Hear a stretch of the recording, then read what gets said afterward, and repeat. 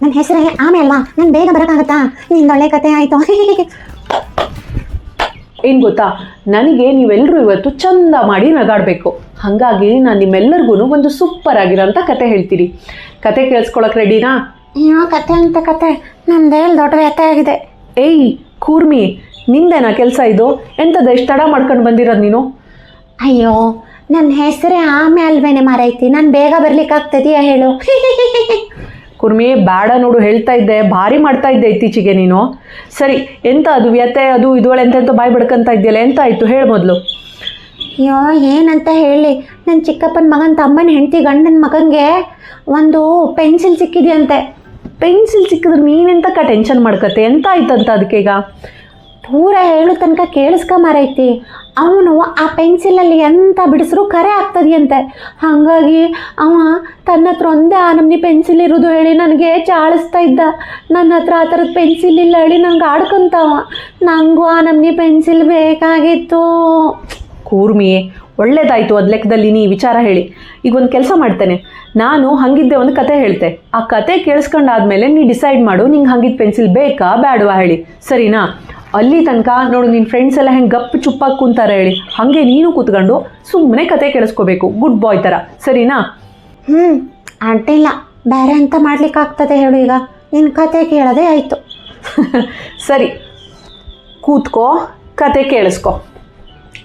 1 2 3 ಕತೆಯ ಲೋಕಕ್ಕೆ ಹಾರು. 4 5 6 ಕಲ್ಪನೆಯ ಮೆಟ್ಟಿಲು ಏರು. 7 8 9 ಕತೆ ಅಂದ್ರೇನೆ ಗಮ್ಮತ್ತು. 1 ರಿಂದ 10 ಹೀಗಿತ್ತು, ಕತೆಯೊಂದು ಶುರುವಾಗಿತ್ತು. ಏನು ಗೊತ್ತಾ, ಶಿರಸಿ ಅನ್ನೋ ಒಂದು ಊರು. ಆ ಊರಲ್ಲಿ ಒಂದು ಪುಟ್ಟ ಹಳ್ಳಿ. ಆ ಪುಟ್ಟ ಹಳ್ಳಿಲಿ ಒಂದು ಚಿಕ್ಕ ಹುಡುಗ. ಆ ಹುಡುಗನ ಹೆಸರೆಂತ ಹೇಳಿ? ಅರ್ಜುನ್ ಅಂತ.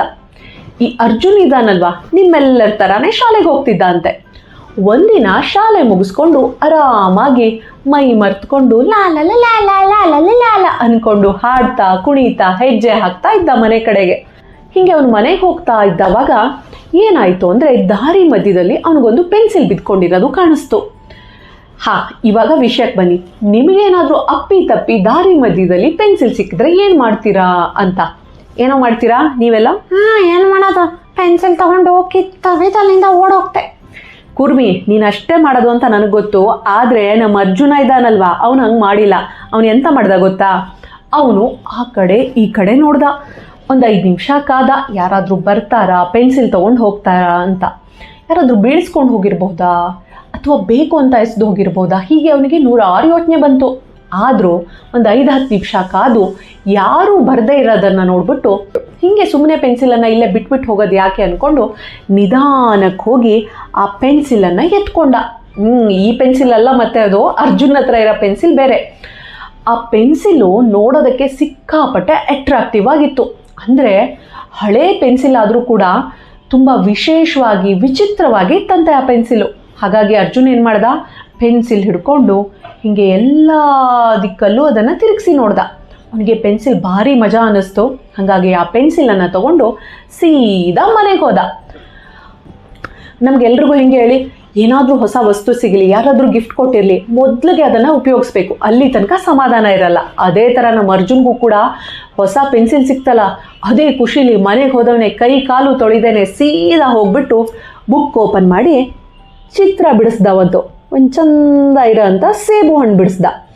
ಸೇಬು ಹಣ್ಣನ್ನು ಬಿಡಿಸಿ ಮುಗಿಸಿದ್ದೇ ತಡ ಫಟ್ ಅಂತ ಒಂದು ಶಬ್ದ. ಏನಾಯಿತು ಅಂತ ಆಚೆ ಈಚೆ ಹೆದರ್ಕೊಂಡು ಅರ್ಜುನ್ ಹಿಂಗೆ ನೋಡ್ತಾ ಇರೋವಾಗ್ಲೇ ಅವನ ಬುಕ್ ಮೇಲ್ಗಡೆ ಒಂದು ಚಂದ ಇರೋ ಅಂಥ ಸೇಬು ಹಣ್ಣು. ಇದು ಸೇಬು ಹಣ್ಣಲ್ಲ, ಕಿತ್ಲೆ ಹಣ್ಣು. ಆದರೆ ಅವನ ಬುಕ್ ಮೇಲೆ ಬಂದಿದ್ದು ಸೇಬು ಹಣ್ಣು.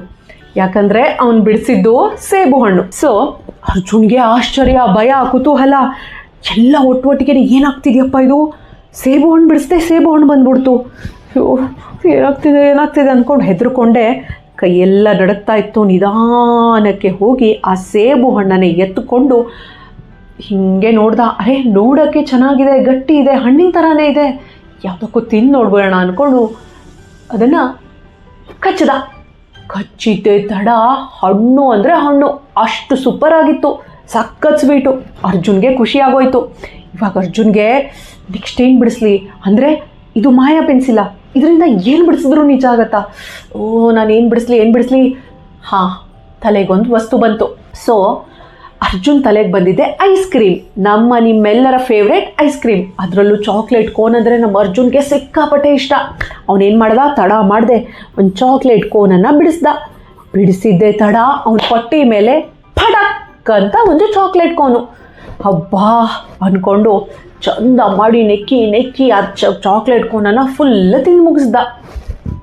ಹೇಗೆ ಬಿಟ್ಟ, ಆದರೂ ಸಮಾಧಾನ ಇಲ್ಲ. ಇವಾಗ ನೆಕ್ಸ್ಟು ಅರ್ಜುನ್ಗೆ ಆಸೆ ಹೋಗಿ ಅತಿ ಆಸೆ ಆಗಕ್ಕೆ ಶುರುವಾಯಿತು. ಏನಾಯ್ತು? ತಡಿಯೋ ಹೇಳ್ತೀನಿ, ಯಾಕೋ ಅಷ್ಟು ಅರ್ಜೆಂಟು ನಿನಗೆ? ಅಲ್ಲ ಅರ್ಜುನ್ ಮತ್ತೆ ಏನು ಬಡಿಸ್ದ ಅಂತ ಹೇಳ್ತೀನಿ ಕೇಳಿಸ್ಕೊ. ನಾನು ಆಗಲೇ ಹೇಳಿದೆ ತಾನೇ, ಸುಮ್ಮನೆ ಕುತ್ಕೊಂಡು ಕೇಳಿಸ್ಕೋಬೇಕು ಅಂತ. ಸರಿ, ಅರ್ಜುನ್ಗೆ ಇವಾಗ ಆಸೆ ಹೋಗಿ ಅತಿ ಆಸೆ ಶುರುವಾಗ್ಬಿಡ್ತು. ಅರ್ಜುನ್ ಏನು ಮಾಡ್ದ ಗೊತ್ತಾ, ಒಂದು ಕೆಲಸ ಮಾಡೋಣ, ಹೆಂಗೂ ಈ ಪೆನ್ಸಿಲಿಂದ ಏನು ಬಿಡಿಸಿದ್ರು ಬರ್ತಾ ಇದೆ, ನಾನು ರಾಶಿ ಚಾಕ್ಲೇಟ್ ಬಿಡಿಸ್ಬಿಡ್ತೀನಿ, ಆಮೇಲೆ ಇಡೀ ದಿನ ಕುತ್ಕೊಂಡು ತಿಂತಾ ಇರ್ಬೋದು ಅಂದ್ಕೊಂಡು ಅರ್ಜುನ್ ಹಿಂದೆ ಮುಂದೆ ಯೋಚನೆ ಮಾಡದೆ ದೊಡ್ಡ ಒಂದು ಪೇಪರ್ ತೊಗೊಂಡು ಚಾಕ್ಲೇಟನ್ನು ಬಿಡಿಸೋದಕ್ಕೆ ಶುರು ಮಾಡ್ದ. ಮೊದಲೊಂದು ಸಣ್ಣ ಚಾಕ್ಲೇಟ್ ಬಿಡಿಸ್ದ, ನೆಕ್ಸ್ಟ್ ದೊಡ್ಡದು ಬಿಡಿಸ್ದ. ಇದೇ ಥರ ದೊಡ್ಡ ಚಾಕ್ಲೇಟ್ ಬಿಡ್ಸೋಕ್ಕೆ ಶುರು ಮಾಡ್ದ. ಎಷ್ಟು ಚಾಕ್ಲೇಟ್ ತಿಂದರೂ ಮುಗಿಬಾರ್ದು, ಅಷ್ಟು ಚಾಕ್ಲೇಟ್ ಬಿಡಿಸ್ಕೊತೀನಿ ಅಂತ ಅನ್ಕೋತಾ ತುಂಬ ದೊಡ್ಡ ಚಾಕ್ಲೇಟನ್ನು ಬಿಡಿಸೋದಕ್ಕೆ ಶುರು ಮಾಡ್ದ. ನೋಡ್ತಾ ಇದ್ದಂಗೆ ಮನೆ ಜಗಲಿ, ಕೋಣೆ, ಅಡುಗೆ ಮನೆ, ಬಚ್ಚಲ್ ಮನೆ ಎಲ್ಲ ಕೂಡ ತುಂಬೋಯ್ತು. ಇಡೀ ಮನೆ ತುಂಬ ಎಲ್ಲಿ ನೋಡಿದ್ರು ಚಾಕ್ಲೇಟ್ ರಾಶಿ. ಅರ್ಜುನ್ಗೆ ನೋಡ್ತಾ ಖುಷಿ ಆಗ್ತಾ ಇದೆ. ಆಹಾ, ಎಲ್ಲ ಕಡೆ ಚಾಕ್ಲೇಟು ಅನ್ಕೊಂಡು ಖುಷಿ ಪಡ್ತಾ ಇದ್ದಂಗೆ ಇಡೀ ಮನೆ ತುಂಬ ಚಾಕ್ಲೇಟ್ ತುಂಬ್ಕೊಂಡ್ಬಿಡ್ತು. ಎಷ್ಟರ ಮಟ್ಟಿಗೆ ಅಂದರೆ ನಮ್ಮ ಅರ್ಜುನ್ ಕೂಡ ಚಾಕ್ಲೇಟ್ ರಾಶಿ ಒಳಗಡೆ ಸಿಕ್ಕಾಕೊಂಡ್ಬಿಟ್ಟ. ಚಾಕ್ಲೇಟ್ ರಾಶಿ ಒಳಗಡೆ ಸಿಕ್ಕಾಕೊಂಡ್ರು ಚಾಕ್ಲೇಟ್ ಮಾತ್ರ ನಿಲ್ತಾ ಇಲ್ಲ, ಮತ್ತು ಬರ್ತಾನೆ ಇದೆ, ಇಡೀ ಮನೆ ತುಂಬ್ಕೋತಾ ಇದೆ. ಅರ್ಜುನ್ಗೆ ಇವಾಗ ಉಸಿರು ಕಟ್ಟಕ್ಕೆ ಶುರುವಾಯಿತು. ಅಯ್ಯೋ ಅಮ್ಮ, ಯಾರು ಬನ್ನಿ ಕಾಪಾಡಿ, ಅಯ್ಯೋ ಉಸಿರಾಡಕ್ಕೆ ಆಗ್ತಾ ಇಲ್ಲ, ಅಯ್ಯೋ ದೇವ್ರೇ ಕಾಪಾಡಿ ಅಂತ ಕಿರ್ಚ್ಕೊತಾನೆ. ಆದರೆ ಯಾರಾದರೂ ಬರ್ತಾರಾ ಕಾಪಾಡೋಕ್ಕೆ? ನಾನು ಹೋಗ್ತೀನಿ. ನೀನು ಎಲ್ಲೋ ಅಲ್ಲಿದ್ದೆ, ನೀನು ಇಲ್ತಾನೇ ಇದೆಯಾ, ಸುಮ್ಮನೆ ಕತೆ ಕೇಳಿಸ್ಕೊಳ್ಳೋ. ಅರ್ಜುನ ಅಷ್ಟು ಕಿರ್ಚಾಡ್ಕೊಂಡ್ರು ಯಾರು ಕೂಡ ಬರಲ್ಲ, ಯಾಕಂದರೆ ಮನೆಯಲ್ಲಿ ಯಾರು ಕೂಡ ಇರಲ್ಲ ಅವಾಗ. ಹಾಗಾಗಿ ಅರ್ಜುನ್ ಎಷ್ಟು ಕಿರ್ಚಾಡಿ ಬೊಬ್ಬೆ ಹಾಕಿದ್ರು ಯಾರೂ ಇರಲ್ಲ ಅವ್ನು ಕಾಪಾಡೋಕ್ಕೆ.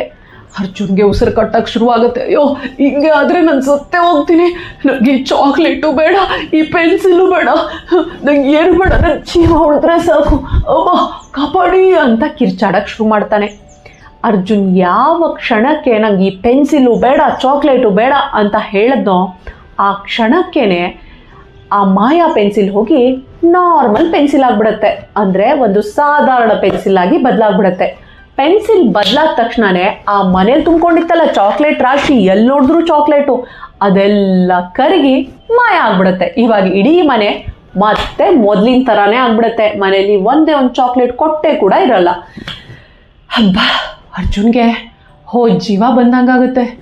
ಅಯ್ಯಪ್ಪ, ನನಗೆ ಪೆನ್ಸಿಲ್ ಸಹವಾಸನೇ ಬೇಡ, ನಾನಿನ್ನು ಯಾವತ್ತೂ ದುರಾಸೆ ಪಡಲ್ಲ, ನನಗೆ ಇರೋದ್ರಲ್ಲೇ ತೃಪ್ತಿ ಇದೆ ಸಾಕಪ್ಪ ಅಂದ್ಕೊಂಡು ಮುಂದೆ ಅವನ ಪೆನ್ಸಿಲಲ್ಲಿ ಒಳ್ಳೊಳ್ಳೆ ಚಿತ್ರ ಬಿಡಿಸೋದಕ್ಕೆ ಶುರು ಮಾಡ್ತಾನೆ. ಗಿಡ, ಮರ, ಪುಸ್ತಕ, ಶಾಲೆ, ಈ ಥರ ಚಂದ ಚಿತ್ರ ಬಿಡಿಸ್ಕೊಂಡು ಖುಷಿಯಿಂದ ನೆಮ್ಮದಿಯಿಂದ ಇರ್ತಾನೆ. ಯಾವುದೇ ದುರಾಸೆ ಕೂಡ ಇಟ್ಕೊಂಡಿರಲ್ಲ. ಇವಾಗ ನಮ್ಮ ಅರ್ಜುನ್ ಇದಾನಲ್ವಾ, ಅವನಿಗೆ ಒಂದು ವಿಷಯ ಅರ್ಥ ಆಗುತ್ತೆ. ದುರಾಸೆಯಿಂದ ಏನೇ ಮಾಡೋಕ್ಕೆ ಹೋದರೂ ಅದರಿಂದ ತೊಂದರೆ ತಪ್ಪಿದ್ದಲ್ಲ ಅನ್ನೋದು ಅವನಿಗೆ ಅರ್ಥ ಆಗುತ್ತೆ.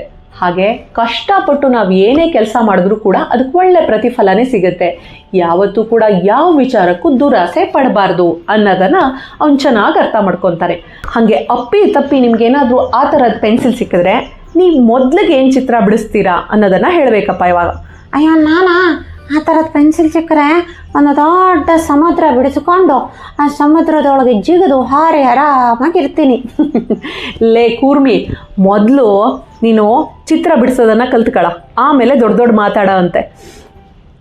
ಹಾಗೇನೆ ಅಪ್ಪಿ ತಪ್ಪಿ ನಿಮಗೇನಾದರೂ ಆ ಥರದ ಪೆನ್ಸಿಲ್ ಸಿಕ್ಕಿದ್ರೆ ನೀವು ಮೊದಲಿಗೆ ಏನು ಚಿತ್ರ ಬಿಡಿಸ್ತೀರಾ?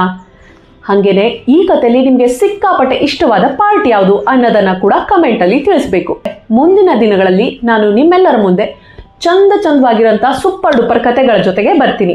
ಅಲ್ಲಿ ತನಕ ಎಲ್ಲರೂ ಕೂಡ ಖುಷಿಯಿಂದ ಇರಿ, ನಗ್ತಾ ಇರಿ, ಕಥೆಗಳನ್ನು ಕೇಳಿಸ್ಕೊತಾ ಇರಿ, ಕನ್ನಡ ಮಾತಾಡಿ. Thank you.